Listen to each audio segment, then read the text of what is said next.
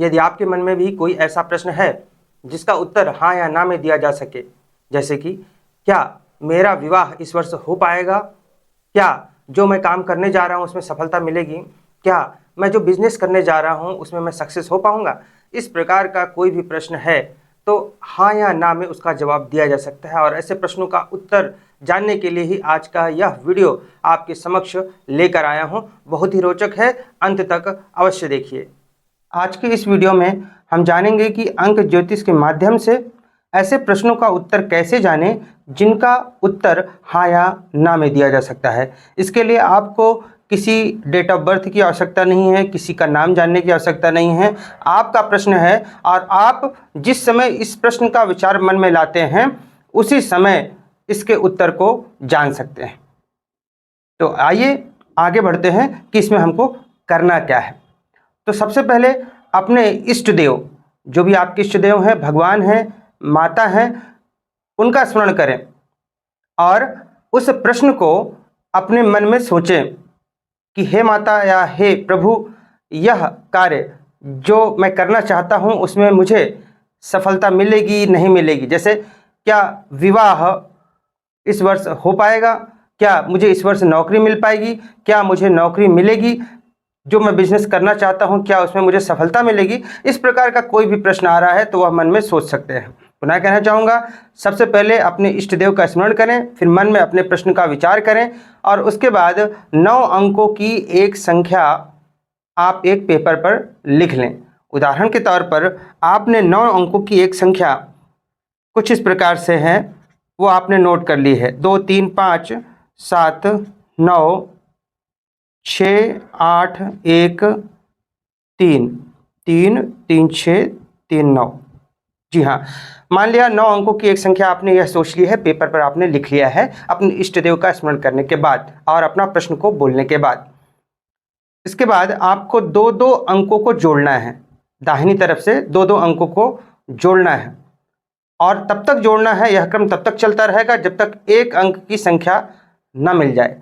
जहाँ पर 2 अंकों को जोड़ने पर आपको 2 अंकों का ही कोई संख्या मिलती है, उस समय आपको पुनः जोड़ना होगा जब तक एक अंक ना मिले। आइए उदाहरण के माध्यम से समझते हैं। तो आपने अपने इष्ट देव का स्मरण करके अपना प्रश्न किया कि क्या इस वर्ष आपका विवाह हो पाएगा या नहीं, ये उदाहरण के लिए बोल रहा हूँ। और आपने यह अंक जो मन में आया वह अंक 9 अंकों का लिख लिया है। अब इस तरह 2-2 अंकों को जोड़ना है, 3 और 1 को जोड़ना है, फिर 1 और 8 को जोड़ना है, फिर 8 और 6 को, फिर 6 और 9 को, फिर 9 और 7 को, फिर 7 को और 5 को, फिर 5 और 3 को और फिर 3 और 2 को। इस प्रकार से जोड़ना है। तो सबसे पहले चलते हैं, 3 और 1 को जोड़ेंगे तो 4 आया, हमने यहाँ पर 4 लिख लिया। फिर 1 और 8 को जोड़ा, ये भी 9 आ गया। फिर 8 और 6 को जोड़ा, 8 और 6 14 आया। 14 2 अंकों की संख्या है तो इसलिए 14 में 1 और 4 होता है, इनको भी आपस में जोड़ लीजिए तो आया 5, यहाँ पर लिख लेते हैं। फिर 6 और 9 को जोड़ लेंगे, 6 और 9 15 हुआ, 2 अंकों की संख्या है इसलिए आपस में भी इनको जोड़ लेंगे। तो 15 को जोड़ेंगे आपस में तो 1 और 5 6 आ गया, यहाँ पर लिख लेंगे।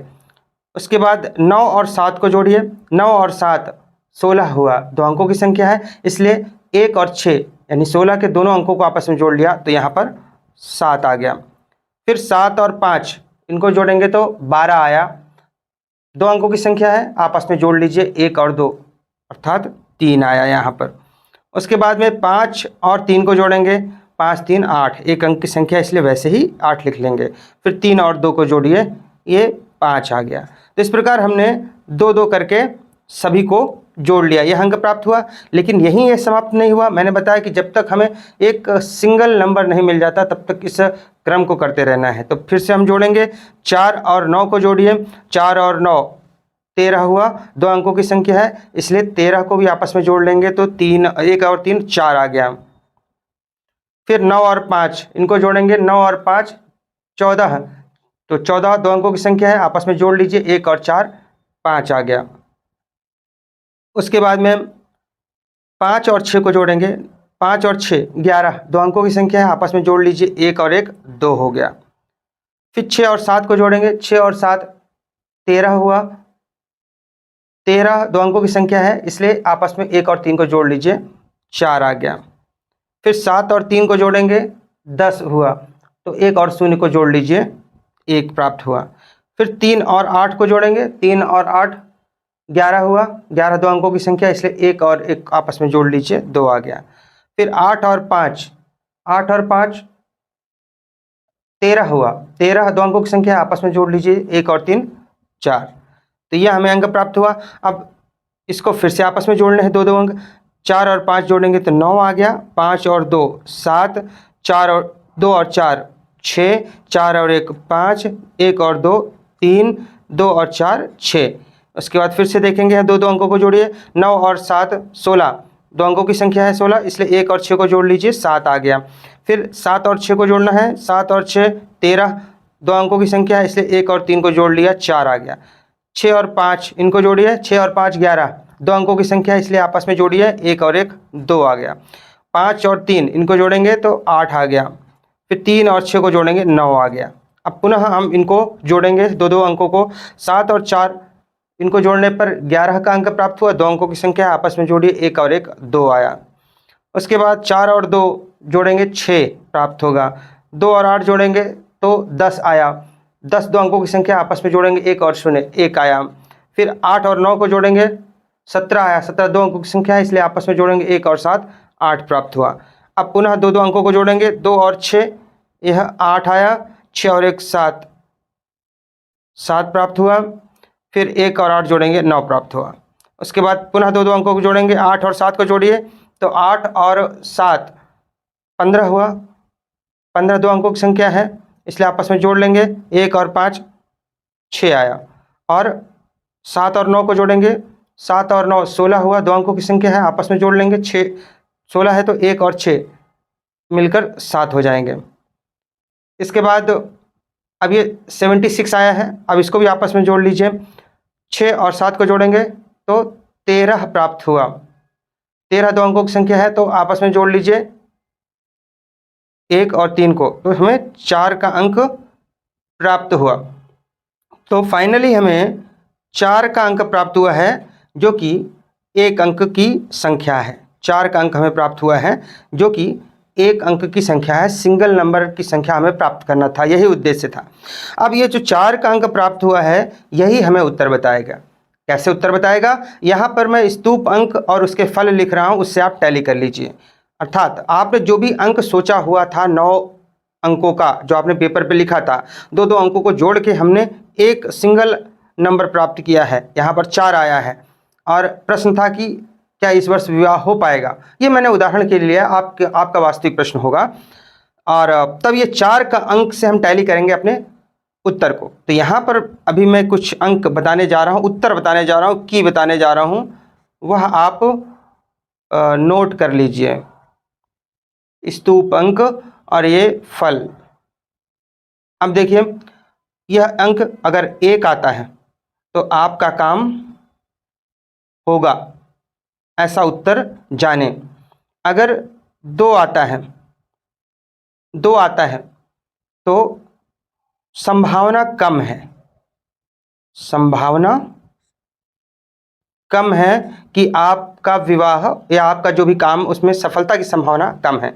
अगर सिंगल नंबर 3 आता है तो इसका मतलब है कि काम में सफलता मिलेगी, काम होगा। अगर ये 4 आता है तो कार्य संपन्न होने में संदेह है। अगर ये 5 आता है तो इसका तात्पर्य है कि काम सफल हो जाएगा, हाँ, कार्य सफल हो जाएगा। अगर 6 आता है तो इसका मतलब है कि काम सफल हो जाएगा, काम होगा।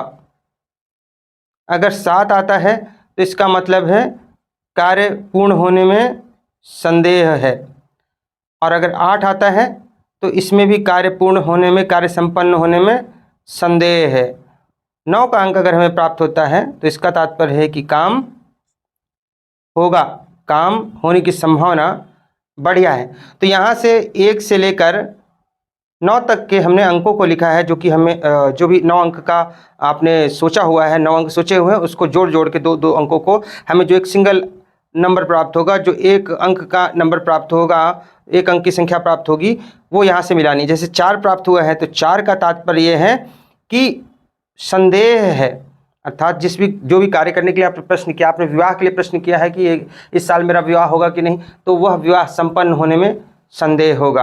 अगर आपने जॉब के लिए प्रश्न किया है कि इस वर्ष मुझे नौकरी मिलेगी कि नहीं और 4 का अंक का प्राप्त हुआ है, तो इसका मतलब संदेह है।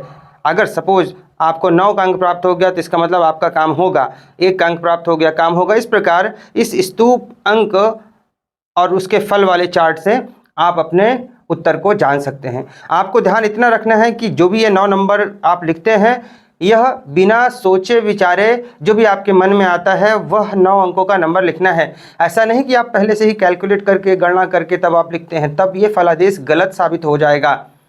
ऐसा नहीं करना है। और एक दिन में एक ही प्रश्न को लेना है, ऐसा नहीं कि एक ही बार में आप बैठ के 10 प्रश्नों को आपने ले लिया, ऐसा नहीं होना चाहिए। एक बार पुनः संक्षेप में रिवीजन करना चाहूँगा आप लोगों का कि जो भी आपको प्रश्न करना है, तो सबसे पहले अपने इष्ट देव का, अपने भगवान का, अपने ईश्वर का स्मरण करें और मन में अपने प्रश्न को विचार करें, जैसे कि मेरी नौकरी इस वर्ष लगेगी कि नहीं। उसके बाद 9 अंकों की एक संख्या लिख लें और 2-2 अंकों को आपस में जोड़ें। 1 अंक जब तक प्राप्त ना हो जाए तब तक ध्यान ये रखना है, अगर किसी भी 2 अंकों को जोड़ने से, जैसे कि 5 और 6 को जोड़ने से आपको 11 प्राप्त हुआ है, तो उसको भी आपस में जोड़िए, 1-1 मिला के 2 होगा। तो इस तरह से आपको जोड़ना है जब तक एक सिंगल नंबर ना प्राप्त हो जाए। फिर जो सिंगल नंबर प्राप्त होगा उसको यहाँ पे स्तूप अंक और फलादेश हमने लिख रखा है, यहाँ से आप उस अंक को मिला लीजिए, वही आपका उत्तर होगा। आशा करता हूँ कि आज का यह वीडियो आपको पसंद आया होगा। आज के लिए बस इतना ही। नमस्कार।